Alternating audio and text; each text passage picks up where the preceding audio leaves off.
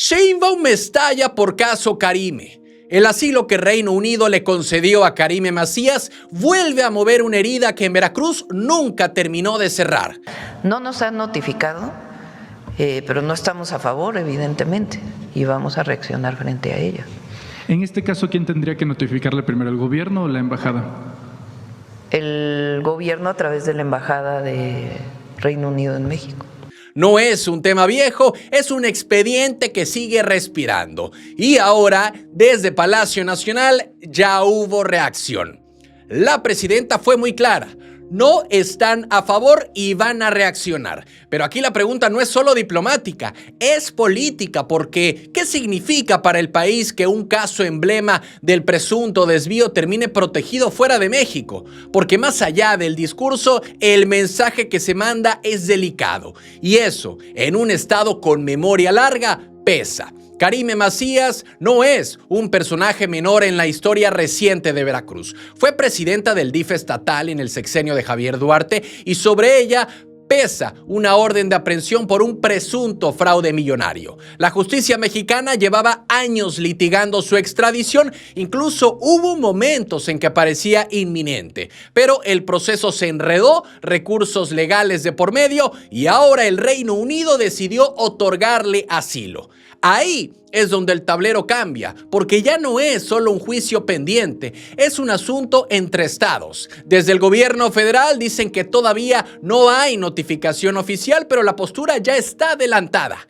Inconformidad. No es un detalle menor. El problema no parece ser la intención de que enfrente la justicia. El tema está en la operación internacional, en cómo se construyó el caso y cómo se defendió fuera del país. Y cuando un tribunal extranjero considera que hay elementos para frenar una entrega, inevitablemente se abre otra discusión. ¿Falló la estrategia jurídica o el expediente llegó debilitado desde un inicio? El gobierno federal adelantó que habrá reacción. Falta ver en qué se traduce eso. Si diplomacia, recursos legales, presión política, algo tendrá que moverse. Pero lo que está claro es que este caso revive preguntas incómodas sobre cooperación internacional, tiempos procesales y eficacia institucional. Y en Veracruz, donde el recuerdo de esos años sigue presente, el tema no se archiva tan fácil. Y no es solo una decisión británica, es un episodio más en una historia que parecía encaminada a juicio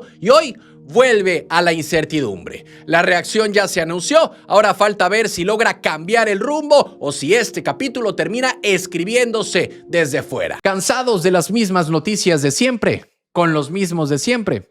Aquí lo contamos sin rollos, directo y diferente. Dale click a la campanita, suscríbete y entérate de lo que de verdad está pasando en Veracruz y en la política. Noticias locales. Abogado de Karime rompe el silencio. En Veracruz vuelve a moverse un nombre que muchos creían archivado, Karime Macías. Y no es por un juicio nuevo ni por regreso al país. Es porque desde el Reino Unido le cerraron la puerta a la extradición y además le concedieron asilo político. Y eso, aquí, donde el tema del dinero público sigue siendo herida abierta, no pasa desapercibido. Porque no se trata solo de una persona viviendo en Europa. Se trata de lo que simboliza para un Estado que aún no termina de procesar aquella etapa. La pregunta no es si ella habla o no. La pregunta es ¿qué lectura política deja esto en Veracruz? El abogado Marco del Toro envió un mensaje al noticiero de Radio Fórmula con Ciro Gómez Leiva. En ese mismo noticiero, en ese mismo espacio, llegó a comentar que es un asunto terminado para ellos. Nada más. Según el comunicado, Karime Macías no quiere profundizar y prefiere dedicarse a sus hijos. Cierre total, silencio estratégico. Y cuando alguien decide no hablar, también está diciendo algo. Y en política, el silencio suele ser parte del mensaje. La información difundida por Milenio apunta a que el Reino Unido le otorgó el asilo que ella había solicitado tiempo atrás. Y eso cambia el tablero, porque años antes un tribunal británico había dado luz verde para su extradición. Es decir, el proceso parecía avanzar en una dirección y terminó en otra. Y ahí es donde el caso deja de ser jurídico y se vuelve político, porque ¿qué cambió en el camino? Hay que recordar el origen de esto, una orden de detención por un presunto desvío millonario cuando encabezaba el DIF estatal en tiempos del gobierno de Javier Duarte. Ese episodio marcó a Veracruz y no fue solo un expediente, fue una narrativa completa sobre abuso, excesos y caída. Hoy, con el asilo concedido, el mensaje que se percibe es ambiguo. No es absolución, pero tampoco es rendición ante la justicia mexicana. Aquí el punto no parece ser la intención de perseguir. El tema está en la capacidad de concretar, en la ruta legal, en la resistencia internacional. Porque cuando un caso tan mediático termina en asilo político, la lectura externa pesa y pesa fuerte. Y mientras tanto, Veracruz observa con memoria larga y con preguntas que siguen abiertas. Karime Macías queda y guarda silencio. Su defensa dice que el asunto terminó, pero para muchos en el estado la sensación pues es algo, ¿cómo le podremos decir? Distinta. Porque ver a la presidenta de la República, como lo es Claudia Sheinbaum, hablar y opinar en torno a este caso, pues abre muchas cuestiones, ¿no? No es cierre, es pausa, y las pausas en política casi nunca son definitivas. Noticias locales. Salma sacude los Tuxtlas. Sí, en los Tuxtlas no estaban filmando una escena, estaban viviendo una. Y sí, en la que estaba en la pista de tierra era Salma Hayek, la actriz de Coatzacoalcos, bailando cumbia como si no hubiera cámaras, ni Hollywood, ni alfombra roja. La imagen sorprendió porque rompe el molde, una estrella internacional casada con uno de los hombres más poderosos de la industria del lujo, moviéndose al ritmo de Nelson Cancela en una fiesta de rancho. ¿Acto publicitario o regreso genuino a la raíz? Salma estaba en la zona grabando su nueva película y antes de irse decidió despedirse de la comunidad de Roca Partida. Nada de evento oficial, nada de templetes, un adiós sencillo. Y terminó en el cumpleaños 98 de Don David Cruz, el muñeco, con pista improvisada, tierra suelta y teclado en vivo. Ahí no hubo glamour, hubo cercanía, y este video lo grabó el músico del evento. Y como suele pasar en estos tiempos, muchos dijeron que era inteligencia artificial, que no podía ser ella, que cómo iba a estar ahí, pero las fotos cuadran. El vestido es el mismo, el contexto también, y bueno, a veces lo increíble no es el montaje, es la naturalidad. El contraste es inevitable. Salma Hayek, figura internacional, esposa del presidente de Kering, bailando cumbia en piso de tierra en Veracruz. Y ahí es donde la historia se vuelve más interesante, porque el dinero no bailó, bailó la veracruzana, la que salió de Coatzacoalcos y la que no pierde el acento. Después vino la reunión en Palacio Nacional con Claudia Sheinbaum para hablar de incentivos al cine. 2 escenarios en menos de un día, tierra suelta y mármol pulido. Y no es poca cosa. Es mensaje, es industria cultural, es identidad local y narrativa pública en una misma semana. Y en tiempos donde todo parece estrategia, la pregunta queda flotando. ¿Fue espontáneo o calculado? Sea como sea, en los Tuxtlas no se habló de política ni de millones de pesos. Se habló de cumbia y por unas horas eso bastó. Noticias locales. Salma le echa flores a Nale. 2 mujeres. ¡Wow! ¡Qué diferencia! ¡Wow! ¡Qué diferencia! Tenemos a nuestra gobernadora de Veracruz. Inmediatamente, ¿en qué ayudamos? ¿Cómo podemos? ¿Conoces estas otras locaciones? ¿Ya conoces tu estado? Además me educaron, las dos me educaron, me guiaron, me enseñaron. En Veracruz, una producción de Salma Hayek terminó convirtiéndose también en mensaje político. No fue solo cine, fue reconocimiento público a la gobernadora Rocío Nale por el apoyo en las grabaciones. Desde un foro federal, con la presidenta presente, la actriz habló de respaldo inmediato, de puertas abiertas y hasta de infraestructura para acceder a locaciones.